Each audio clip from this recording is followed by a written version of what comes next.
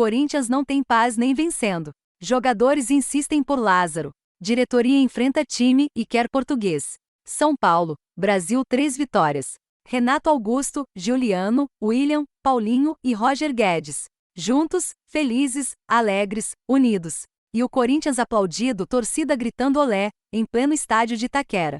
Fernando Lázaro abraçado por jogadores, comissão técnica, após a vitória por 3-0 contra o São Bernardo. 9 pontos conquistados em 9 disputados. Confiança recuperada do elenco. Roger Guedes, o jogador mais reclamão do elenco, estava especialmente grato a Lázaro. Depois do fraquíssimo primeiro tempo de ontem, improvisado como atacante, a tendência é que fosse substituído por Jô. Mas Lázaro deu uma demonstração de apoio incondicional. O deixou na equipe, com mais liberdade para se movimentar pelas laterais do campo, desde a linha do meio-campo, acreditando no seu arranque. Deu mais do que certo.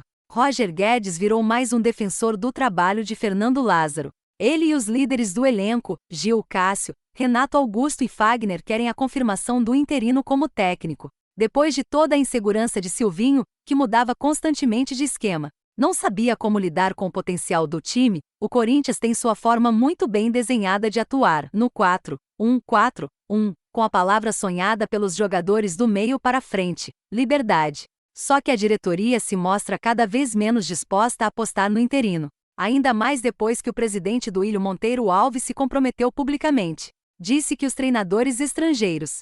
Minha cabeça mudou, vem repetindo, depois de conversar com vários treinadores portugueses que o interessaram. Técnicos acessíveis ao clube, e que não estão entre os melhores do mundo. Treinadores de equipes médias, até com passagens rápidas por clubes grandes.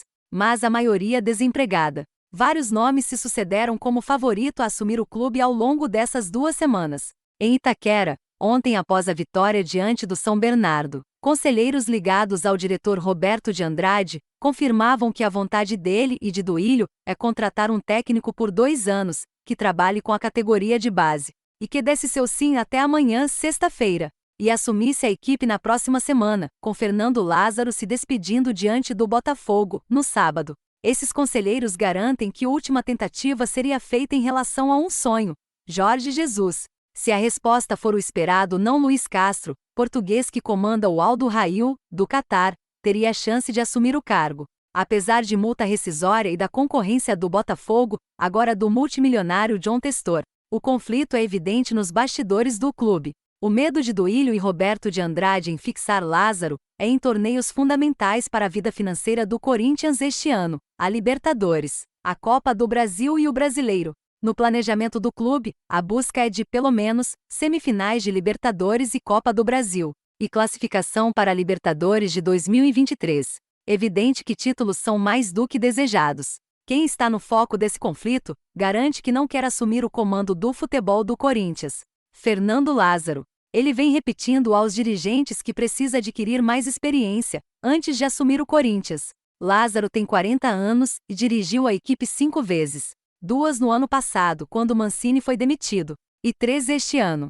Com 5 vitórias, a diretoria o quer com auxiliar fixo do Corinthians. Venha o treinador que vier, com a comissão técnica grande o quanto for, Lázaro não deixará o clube. Os jogadores seguem firmes. Não querem a mudança de filosofia, da maneira de trabalhar, nem de treinar fisicamente, adotadas por Fernando Lázaro. Mas a decisão está com Duílio. E ele segue firme. Quer um português no Corinthians. O empresário Juliano Bertolucci tenta o impossível: Jorge Jesus. Enquanto Duílio e Roberto Andrade se fixam nos possíveis. E não querem olhar para Fernando Lázaro. Os textos aqui publicados não refletem necessariamente a opinião do Grupo Record.